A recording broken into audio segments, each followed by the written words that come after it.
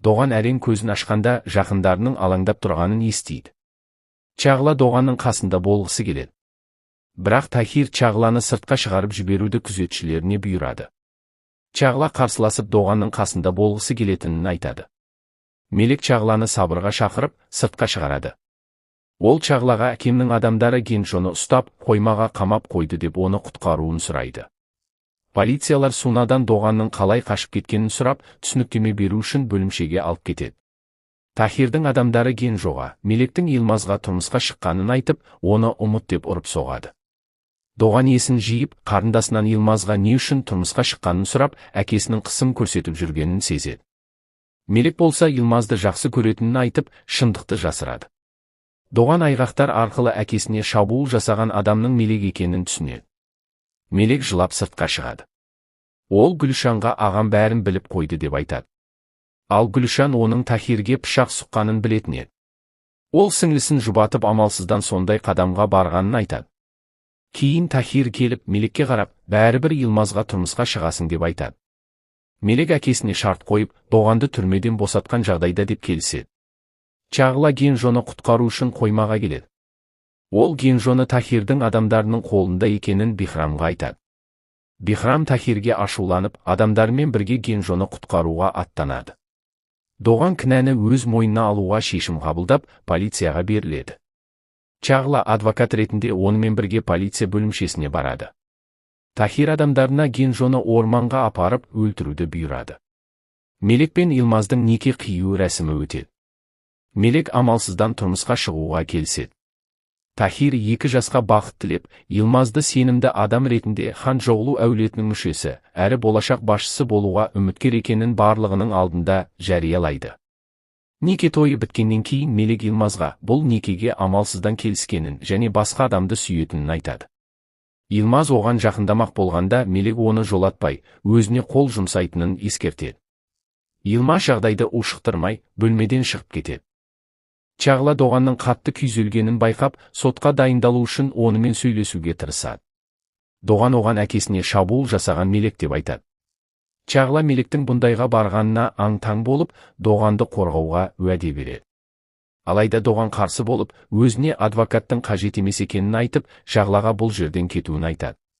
Генджо Мелекті шын жүрегімен сүйетінін ойлап, оның бақыты үшін өз өмірін құрбан етуге дайын екенін көрсетеді. Тахирдің адамдары оны атып өлтірмек болғанда, Бихрам дер кезінде келіп Тахирдің адамдарына оқ атады. Екі жақ бір-бірімен атысады. Ол Генджоны қорғап, құтқарып қалады. Генджо Мелексіз өмір сүргісі келмейтінін айтып, қатты күйзеледі. Бихрам Генджоны сабырға шақырады. Тахир отбасы мүшелеріне Доғанмен кездесіп, сөйлесуіне тыйым салады. Саадет болса, көп жылдан кейін ұлымен қайта қауышқанын айтып, оны өзінен ешкім тартып ала алмайтынын айтады. Осы кезде Тахирге күзетшісі хабарласып, Генджоны Бихрамның алып кеткенін айтады. Чағла Мелекке келіп Доғанның өз өмірін құрбан етіп, сен үшін түрмеге түсті деп айыптайды. Және Махинурдың да жазықсыз түрмеге қамалғанын айтып кетеді. Сотта Тахир сөзін өзгертіп, оған шабуыл жасаған адамның Доған емес екенін мойындайды. Ол сол түні шабуыл жасаған адамды қателесіп Доған деп ойлағанын айтады. Сот Тахирдің сөзін ескеріп, Доғанға тағылған күдікті жойып, оны босату туралы шешім шығарады. Сот аяқталған соң Суна Доғанға енді өз өміріне оралуды айтып, Чағламен байланысын тоқтатуын меңзейді. Ал Тахир Чағлаға ашулы жүзбен қарап өтеді. Доған әкесіне ашуланып, өз балдарыңа әке емес, жау ретінде қарадың деп айыптап, Мелекті Измирге алып кететінін айтады. Мелек ағасының түрмеден босап шыққанына қуанады. Доған қарындасына ашуланып, әкесіне пышақ сұққанын жасырып, өтірік айтқаны үшін ренжиді. Мелек ағасына ақталып, әкесінің қысым жасағанын айтып, өзінің қателігі үшін жауап беруге дайын екенін жеткізеді. Доған оны кешіріп, бәрін қайта бастауға болатынын айтса да, Мелек ағасына құрбан болмауын сұрап, Измирге қайтуын өтінеді. Тахир ұлы мен күйеу баласын заңсыз істермен айналысатын мафиялармен таныстыруға алып келеді. Алайда Джефхер Тахирдің әлсірегенін пайдаланып, оның ықпалының азайғанын бетіне басады. Ол Тахирдің үлесін 10%-ға түскенін айтып, мафия мүшесіне шемшектің қосылғанын және тәртіптің өзгергенін мәлімдейді. Тахир ашуланып, өз билігін сақтап қалу үшін берілмейтінін ескертіп кетеді. Кейін Джеффердің адамдары Йылмазды ұрлап кетеді. Олар Йылмазды ұрып соғып қол-аяғын байлап, Тахирге хабарласып, келісімге қол қоюды талап етеді. Алайда Тахир қарсыласып адамдарына күйеу баласын іздеп табуды бұйырады, бірақ олар Йылмазды таба алмағандарын айтады. Тахир ашуланып Джеффермен бетпе-бет кездесуді шешеді. Доған қарындасын қорғау үшін Махинурды кінәлі деп ойлаған үшін кешірім сұрайды. Махинур бәрін білетінін айтып, қағазға жазып береді. Сенан Доғанға әкесінің қайтадан заңсыз істерге араласқанын, мафияға шемшектің қосылғанын және Йылмазды ұрлап кеткенін айтып, отбасымызға қауіп төніп тұр деп Доғаннан көмек сұрайды. Доған келісіп өзінің достарын жинап Джеффермен кездесуді шешеді. Мелек Кенжоға хабарласып ағасын түрмеден құтқару үшін Йылмазға амалсыз тұрмысқа шықтым деп одан көмек сұрайды.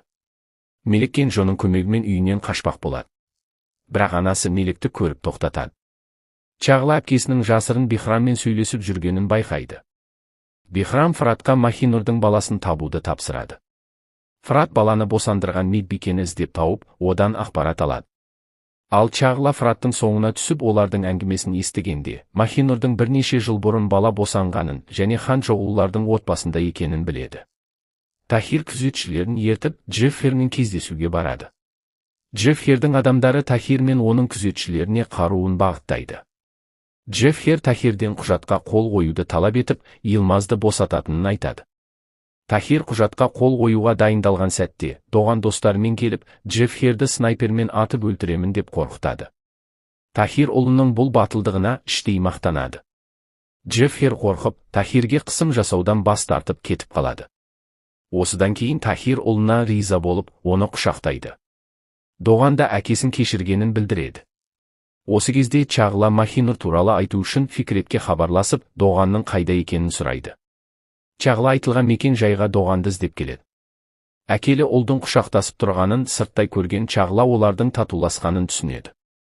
Ол Доғаннан көңілі қалып, ештеңе айтпастан кетіп қалады.